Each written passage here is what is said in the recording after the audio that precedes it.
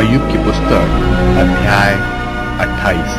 अय्यूब की पुस्तक अध्याय 28।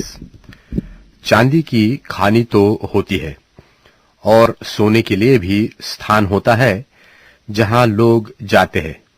लोहा मिट्टी में से निकाला जाता और पत्थर पिघलाकर पीतल बनाया जाता है। मनुष्य अंधियारे को दूर दूर तक खोद खोद कर अंधियारे और घोर अंधकार में पत्थर ढूंढते हैं। जहां लोग रहते हैं वहां से दूर वे खानी खोदते हैं। वहां पृथ्वी पर चलने वालों के भूले बिसरे हुए वे मनुष्यों से दूर लटके हुए झूलते रहते हैं। यह भूमि जो है इससे रोटी तो मिलती है, परंतु उसके नीचे के स्थान मानो आग से उलट दिए जाते हैं। उसके पत्थर नीलमणि का स्थान है और उसी में सोने की धूलि भी है। उसका मार्ग कोई मांसाहारी पक्षी नहीं जानता और किसी गिद्ध की दृष्टि उस पर नहीं पड़ी।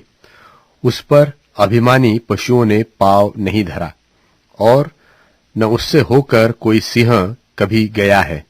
वह चकमक के पत्थर पर हाथ लगाता और पहाड़ों को जड़ ही से उलट देता है।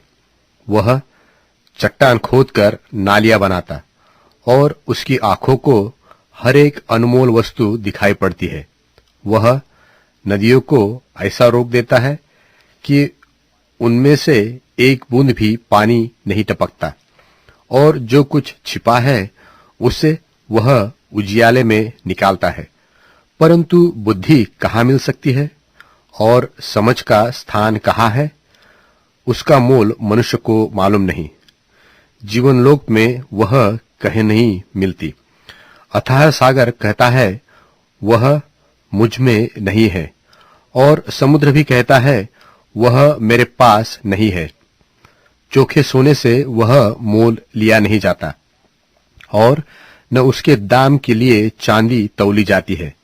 न तो उसके साथ ओपीर के कुंदन की बराबरी हो सकती है और न अनमोल सुलेमानी पत्थर व नीलमणि की। न सोना न कांच उसके बराबर ठहर सकता है। कुंदन के गहने के बदले भी वह नहीं मिलती। मूंगे और स्फटिकमणि की उसके आगे क्या चर्चा? बुद्धि का मोल मानिक से भी अधिक है। कूश देश के पद्मराग उसके तुल्य नहीं ठहर सकते और न उससे चोखे कुंदन की बराबरी हो सकती है। फिर बुद्धि कहाँ मिल सकती है और समझ का स्थान कहाँ? वह सब प्राणियों की आंखों से छिपी है और आकाश के पक्षियों के देखने में नहीं आती।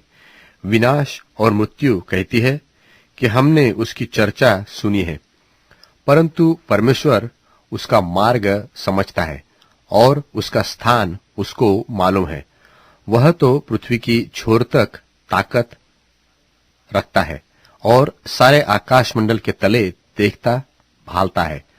जब उसने वायु का तौल ठहराया और जब जल को नपुए में नापा और मेह के लिए विधि और गर्जन और बिजली के लिए मार्ग ठहराया, तब उसने बुद्धि को देकर उसका बखान भी किया और उसको सिद्ध करके उसका पूरा भेद बूझ लिया।